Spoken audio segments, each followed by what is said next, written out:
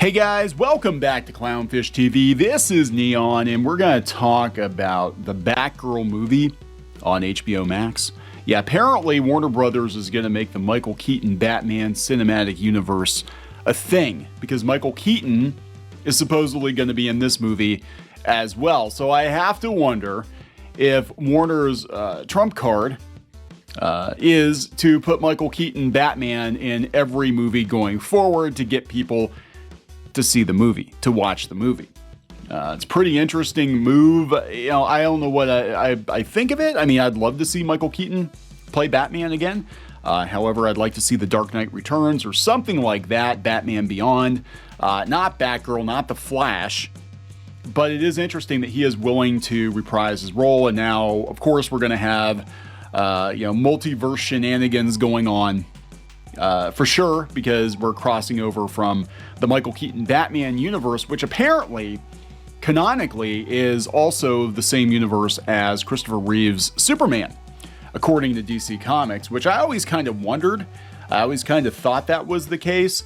But, stylistically, the Batman movies were very different from the Superman movies, which are more grounded in reality, and they seem like they took place in a more modern time, whereas the Tim Burton Batman movies look like they took place in like the 1940s or something.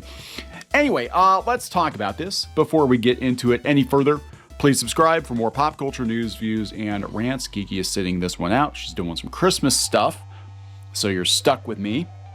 Hopefully she will be back in videos soon. So we'll go out to Complex. Michael Keaton reprising his Batman role in upcoming HBO Max Batgirl film.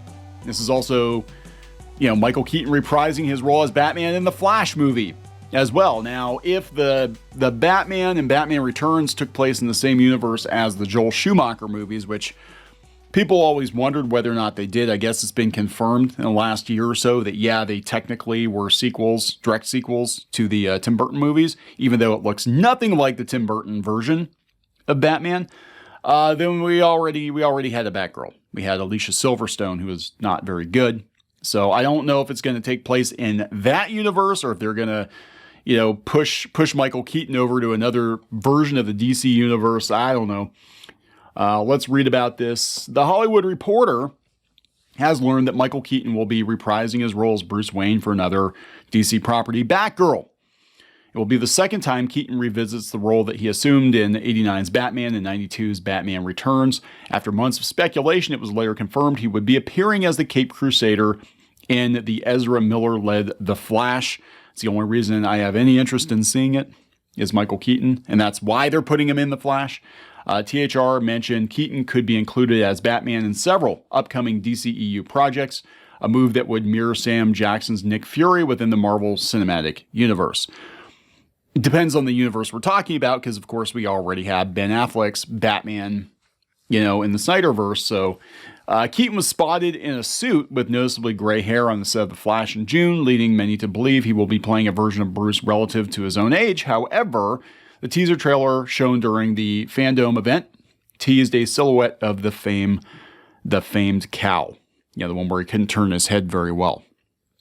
Flash director fanned the flames by posting a captionless photo, what appears to be Keaton's batsuit with droplets of blood on the emblem. This is his batsuit from Batman Returns, because he had feet on the original batsuit.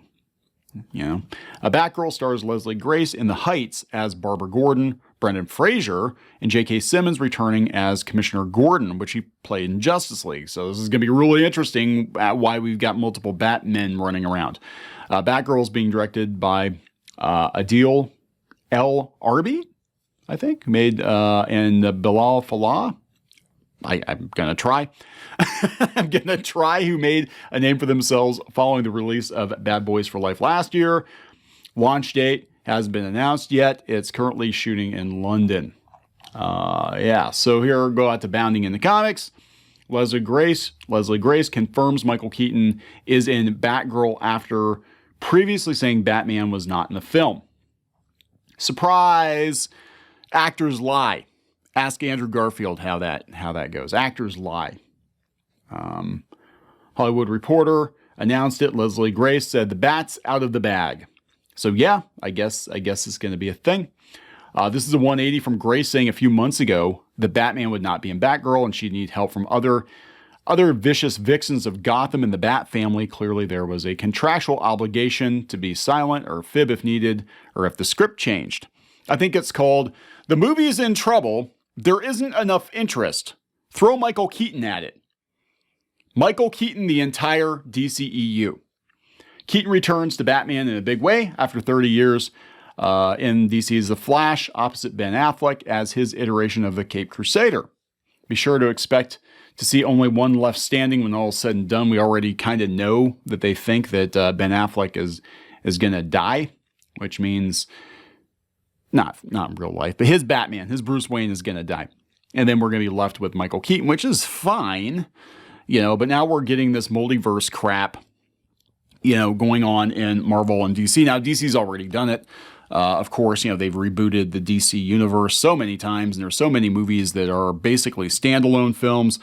And of course, we've got the CW, which had kind of a stripped down version of Crisis on Infinite Earths. So I guess it kind of makes sense.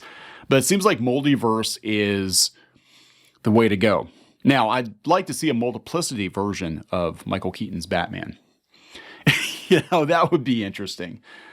One more indication it'll be Michael Keaton is Affleck recently said he's done working on the franchise after all the struggles at Warner's. This is despite persistent speculation the Mallrats actor will continue on in the Snyderverse in his own HBO Max vehicle, like a Batman show, the Batman show. The Snyderverse will carry on in The Flash. It might keep going on in some form beyond the Flashpoint event. There's word that they were going to do another Snyderverse movie, I guess. I don't know. But this is really interesting because this seems like Hollywood has run out of new ideas for superhero movies. So what they're doing is going back to the well. And I think part of this is Spider-Man. Now, obviously, this would have been, in the works before No Way Home came out. But look how much money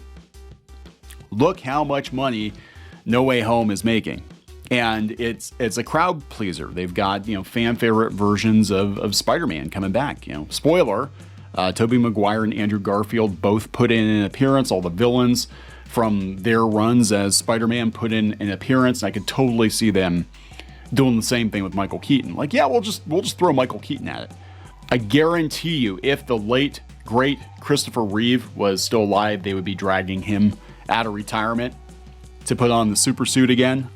I guarantee it. Even if they had to use some CGI or something to accomplish it, they would absolutely use him any way that they could use him. Superimpose his face on someone else's body or whatever. I think they would absolutely do it. So there it is, guys. Michael Keaton being used to keep the DCEU alive. This is about the only thing I'm looking forward to. And they've run out of ideas, I guess. I don't know. It's going to be really interesting to see. Going to wrap it up. Please subscribe for more pop culture news, views, and rants, guys. We'll talk later.